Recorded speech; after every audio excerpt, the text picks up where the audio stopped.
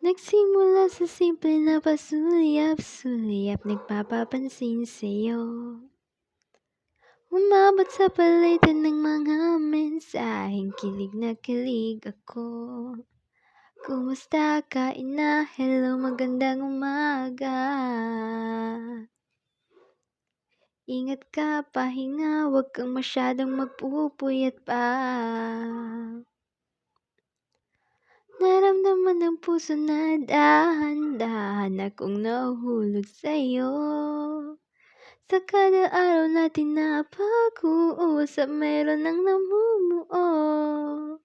Ngunit di ko na alam kung anong patutunguhan. Ang hiling ko lang naman na itong naramdaman.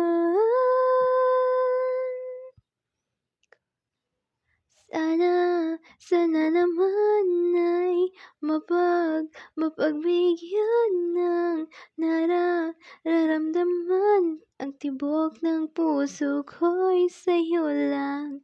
Sana naman ay... Thank you.